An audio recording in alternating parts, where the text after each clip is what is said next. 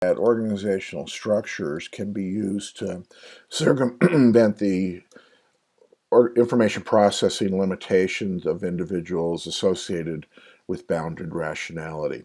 And one of the real power of organizational structures is their capacity to outreach. You've got many people who can do a lot of sensing, can pull in information, and while it has great potential to make our decision making better by systematically gathering information, we also need to be aware that these information systems are vulnerable to communication problems. And in particular, we talked about the communication problems that are associated with communication through channels of individuals who perhaps have shared biases. So this is associated with our divisional labor in organizations. The channel the information comes through tends to act on the information and has an impact on the information. And that divisional labor is a complicating factor in this notion of having a widespread net of information gathering individuals. The kind of features of that web and network of information gatherers can add a variety of kind of issues in. We have issues of, are we getting, really great information? Are we getting noisy, useless information? Are we getting the appropriate detail? And is that detail giving us a level of accuracy we want? And we know from early in the course that in the Mintzberg studies of managerial work that managers have this very strong preference for verbal direct contact information. And one of the reasons for that is to be able to test accuracy, to get detail, to try and sort through noise. One of the real dilemmas of information systems is supplementing the decision process is this issue of information load. And one of the things we talked about is there's a real desire to manage load, the amount of information that you get in a leader in a management role and trying to exercise your leadership duties can be absolutely overwhelming. How do you kind of sort that out? But one of the difficulties, as we talked about in looking at this as a set of analytic dimensions of an information system, is to realize these are interdependent. There's really no optimization strategy available to us in leading decision processes to lower load and still have what we need out of the information, particularly the accuracy, the timeliness, the precision and detail in the information are extremely vulnerable to things we do to lower load. And so the leader's desire for and wanting to get accurate information, requires a tolerance for load and noise. And this is one of the things we talked about is effective leaders in leading decision processes, they just accept that they're going to get noisy information, they're going to have load, and they figure out ways to manage it. One of the things that we see effective leaders doing in managing their kind of personal information system in trying to get timely and accurate information is that they cultivate a personal informal network of information gathering. So much like we saw kind of characterizing information trust networks in the Crackard article, right? Individuals do this as well. They're cultivating direct channels. They have people that they can talk to, that they can trust, that they know will give them good information.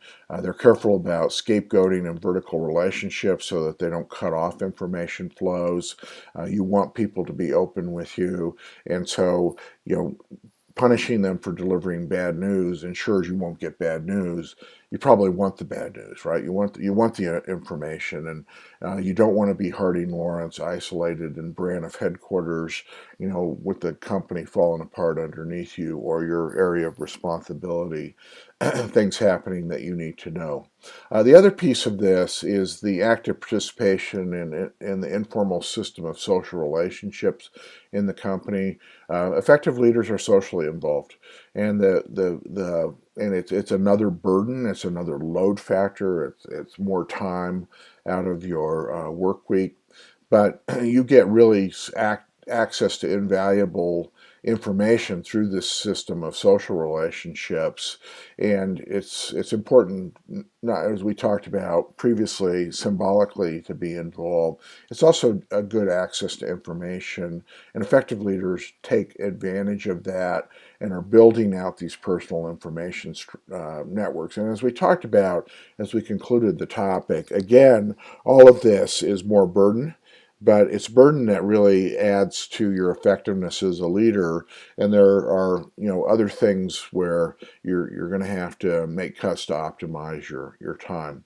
On the further reading, the Nate Silver book, The Signal and the Noise, is an interesting kind of analysis of the challenges various decision-making systems have in separating out the valid information from the noisy, useless information. And he really makes the point that less information doesn't solve noise problems. It just diminishes your access to signal as well. And so it's a fairly long exposition on this notion of being load and noise tolerant, because that's what it takes to get accurate information. And then the book on Bernie Madoff, a lot of what happened there, as we talked a little bit about in class, is just total failures of information networks over long periods of time, and allowed him to do this enormous fraud where eventually $30 billion was lost out of the Ponzi scheme. Almost $60 billion came into him and 30 billion of it disappeared. Uh, Quite a bit of it in his, of course, personal wealth, which is unrecoverable, but also just to pay the people that were involved in his firm that were in many instances innocent, sometimes not. Um, and that money was lost. And this was very much had an information system quality of how the organizations that were involved were, not getting accurate information. They were overlooking information, but a lot of it was the communication of what was going on led to very poor decision making, and that's of great interest to us. We don't want to have these kind of information failures in our own decision making. And so with that is our kind of perspective on the information system. Next week we'll be talking about group processes, and the other thing that organizations do to try and overcome and supplement the bounded rationality of individuals is to use multiple minds, multiple perspectives, get people together, both sharing information but also sharing the decision making burden.